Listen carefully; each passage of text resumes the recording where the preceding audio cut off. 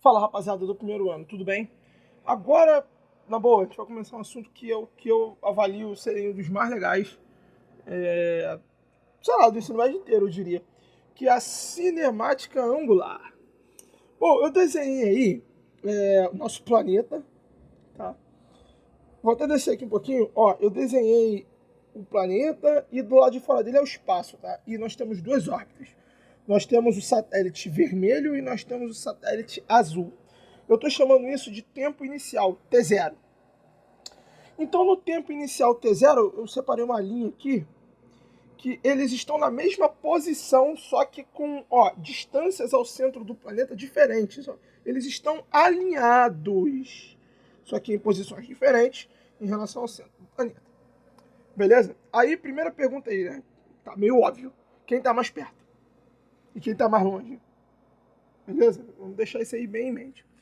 Num tempo, aliás, passa-se um tempo, e agora um tempo T1, não sei, pode ser tempo qualquer aí, tá?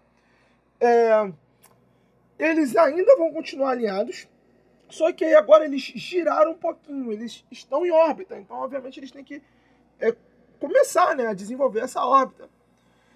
Aí a pergunta é, vamos desenhar aí a trajetória lá da órbita deles. Vamos lá. Vou pegar aqui, vou pegar o azul. Aí, vou desenhar aqui a trajetória aí que ele fez lá no seu, que a gente vai chamar aqui de arco. Então aqui o satélite vermelho e o satélite azul percorreram um arco de circunferência lá em cima em suas respectivas órbitas. Aqui, ó, tem a órbita do vermelho e tem a órbita do azul. Então aqui eles pegaram.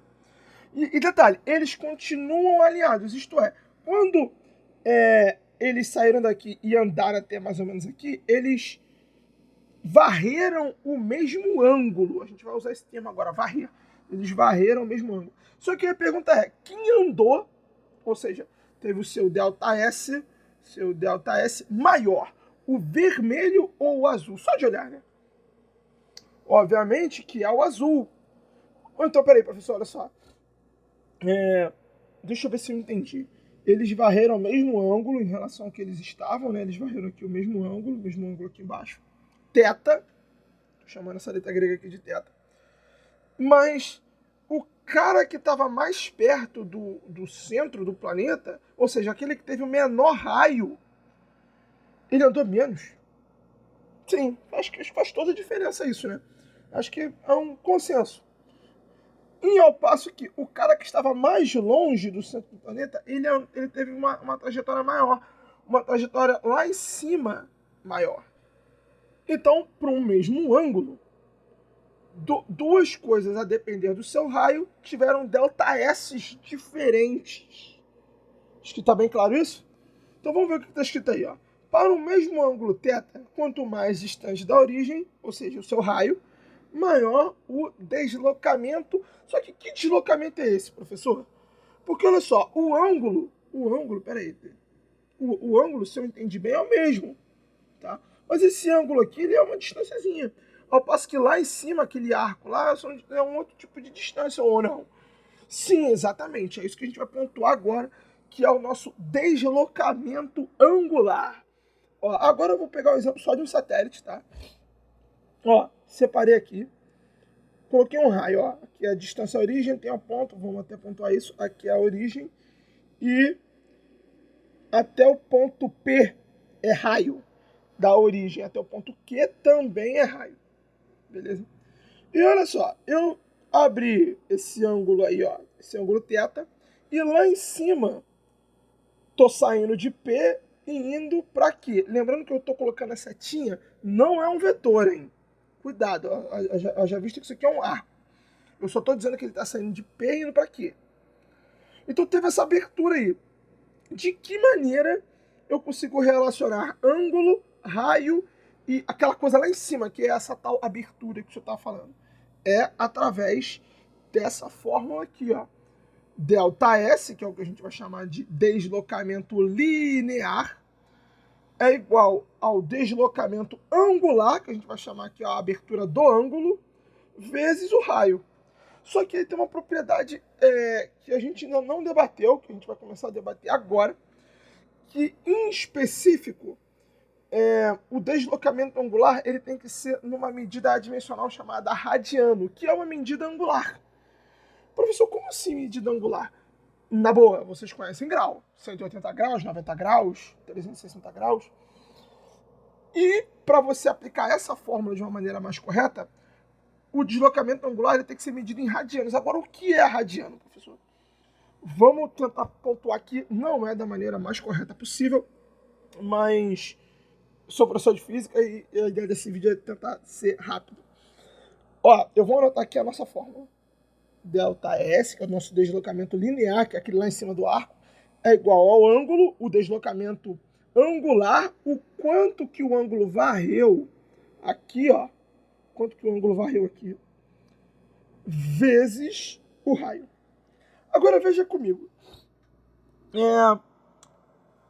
Se eu imaginasse, e não foi à toa que eu desenhei isso tudo, a circunferência inteira aqui, ó.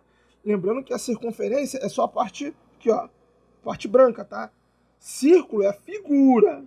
Circunferência é todo esse trecho aqui, Beleza. Eu vou lembrar que existe uma fórmula muito curiosa que é o comprimento da circunferência. 2π vezes o raio. Que aí o quanto que é o comprimento da circunferência inteiro.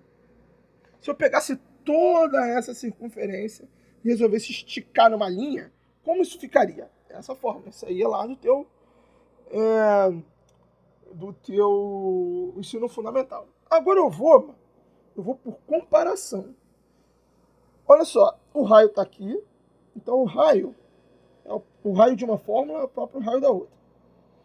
O ΔS, acompanha comigo, ó, o ΔS aqui, ó, ΔS.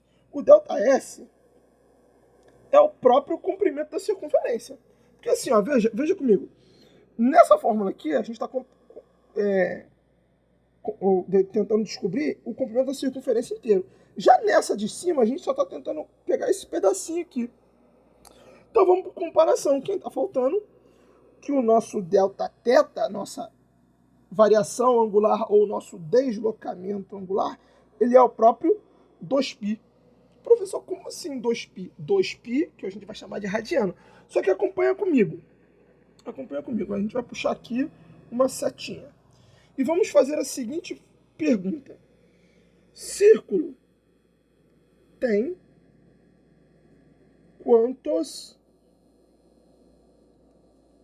graus? Tu sabe que um círculo tem 360 graus. Mas lembra que a gente não está querendo grau, a gente está querendo descobrir o que é esse radiano aí. Ou alguma forma de comparação. Que a gente também vai chamar de radiano. Acompanha comigo.